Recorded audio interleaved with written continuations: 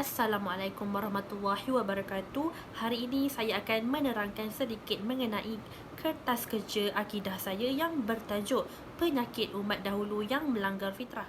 Manusia kini telah kembali ke zaman jahiliah di mana terlalu banyak kemungkaran yang dilakukan sehingga tidak dapat lagi dibendung. Islam kembali asing dan budaya-budaya barat pula semakin sebati di dalam diri sehingga keimanan manusia semakin pudar kepada Allah. Semakin ramai yang mengikut jejak langkah kaum terdahulu yang banyak melakukan kemungkaran kepada Allah Subhanahu Wa Taala, seolah-olah mereka tidak takut akan azab yang menimpa walaupun sudah banyak dijelaskan di dalam Al-Quran dan juga hadis baginda. Dari Ubay bin Ka'ab berkata, Rasulullah SAW bersabda, akan terjadi di akhir zaman ketika mendekati kiamat berbagai peristiwa. Di antaranya seorang lelaki mengahwini lelaki. Hal itu termasuk yang diharamkan oleh Allah dan Rasulnya. Dan antaranya juga seorang wanita mengahwini wanita. Hal itu juga termasuk yang diharamkan oleh Allah dan Rasulnya serta dibenci Allah dan Rasulnya. Tidak ada solat bagi mereka selama mereka mengerjakan perbuatan itu sehingga mereka bertaubat kepada Allah dengan taubat yang sebenar-benarnya, itu nasuha. Hadis riwayat Al-Bahaki, Ad-Darqutni dan juga Ibnu Najjar. Lanjutan daripada maksud hadis sebentar tadi, golongan-golongan yang melakukan perkahwinan sejenis sudah semakin ramai. Malah ia dilakukan secara terbuka. Hal ini menunjukkan kita sekarang berada di ambang-ambang sebelum terjadinya kiamat kerana manusia kian lari daripada fitrah asalnya yang telah ditetapkan oleh Allah sebelum manusia itu lahir lagi. Sudah menjadi ketetapan sejak manusia itu lahir lagi bahawa fitrah manusia untuk beragama, menyembah Tuhan Yang Esa dan juga melakukan kebaikan kepada manusia. Malah fitrah manusia juga adalah untuk berpasang-pasangan dan juga saling menyayangi antara satu sama lain. Fitrah yang telah ditetapkan oleh Allah ini tidak boleh sewenang-wenangnya diubah oleh manusia. Allah Subhanahu Wa Taala telah menciptakan fitrah manusia, lelaki pasangannya adalah wanita, manakala bagi haiwan pula jantan pasangannya adalah betina.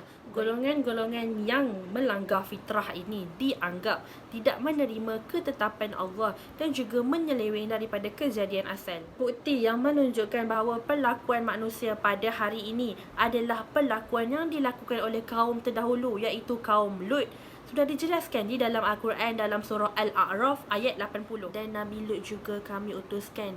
Ingatlah ketika ia berkata kepada kaumnya, patutkah kamu melakukan perbuatan yang keji ini yang tidak pernah dilakukan oleh seorang pun daripada penduduk alam ini sebelum kamu?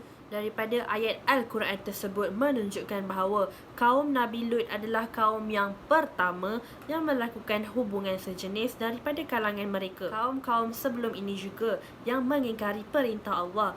Walaupun mereka tidak beriman kepada Allah, namun mereka tidak pernah melakukan perkara dan perbuatan yang keji seperti mana yang dilakukan oleh kaum Nabi Lut. Menurut Ibnu Katsir, mereka ini melakukan perbuatan dan dosa yang amat dimurkai oleh Allah serta tidak pernah dilakukan oleh mana-mana manusia sejak daripada zaman Nabi Adam, iaitu seorang lelaki yang menggauli lelaki dan tidak mahu mengahwini wanita yang Allah telah ciptakan untuk lelaki sebagai pasangannya. Ibnu Katsir juga menyebut bahawa golongan-golongan yang melakukan hubungan sejenis ini sebenarnya martabat mereka lebih rendah daripada haiwan kerana haiwan yang tidak berakal juga tidak pernah melakukan perbuatan yang melanggar hukum alam.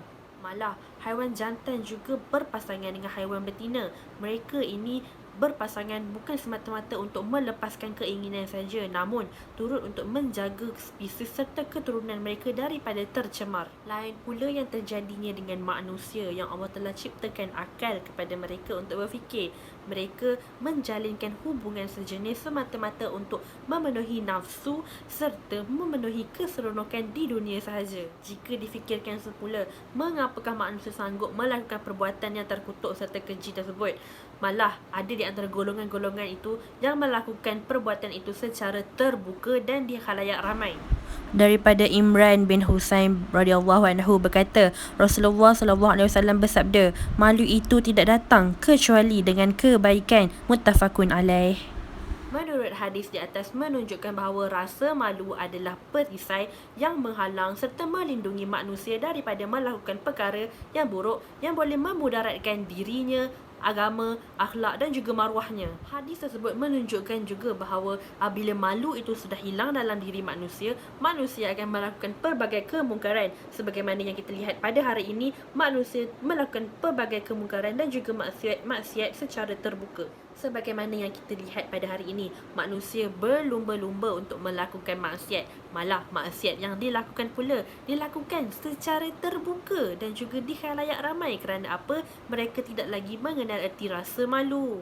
Jika rasa malu sudah semakin hilang kepada manusia yang melihat kita setiap hari, sudah pasti juga perasaan malu terhadap Allah, iaitu pencipta kita, juga tiada dalam diri.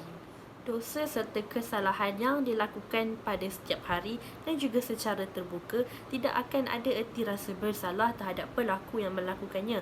Kerana apa? Kerana ia dianggap perkara biasa dan juga adat. Segala yang dilakukan oleh umat terdahulu sudah dilakukan oleh manusia pada hari ini.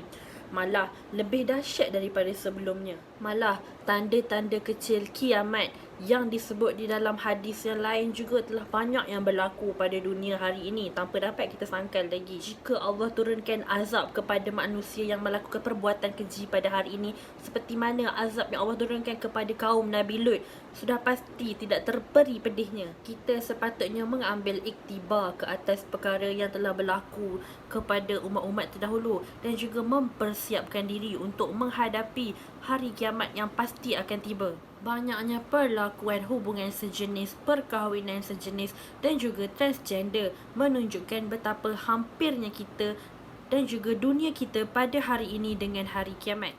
Oleh itu, kita perlulah sentiasa mengambil berat terhadap hadis-hadis yang berbicarakan tentang hari kiamat. Tidak kira sama ada tanda-tanda kecil dan juga tanda-tanda besar. Kerana apa? Kita perlu sentiasa bertaubat kepada Allah Subhanahu Wa Taala terhadap setiap kesalahan dan juga dosa yang telah kita lakukan ketika kita masih hidup di dunia ini. Kita juga perlu mempersiapkan diri dan juga memantapkan keimanan kita kepada Allah supaya bagi bekalan kita untuk dibawa pada hari yang pasti terjadi itu nanti. Selain itu juga, saya ingin membuat sedikit ulasan terhadap satu artikel yang telah saya jumpa, iaitu artikel mengenai cabaran dan pendekatan dakwah golongan LGBT yang dijalankan oleh Pertubuhan Usrah Fitrah. Pada pendapat saya, isu yang dibangkitkan oleh penulis di dalam artikel ini amat menarik dan juga bersesuaian dengan masyarakat kita pada hari ini, iaitu isu LGBT. Isu ini tidak lagi asing di dalam dunia pada hari ini. Malah, isu ini juga turut mencetuskan kontroversi dalam kalangan masyarakat serta turut hangat diperkatakan di media-media sosial. Berlarutan daripada isu ini juga tindakan penulis yang ingin meredakan kontroversi tersebut dengan membuat kajian-kajian ke atas satu pertubuhan yang ditubuhkan dengan tujuan membantu golongan-golongan ini bagi kembali kepada fitrah asal mereka adalah sangat bernas.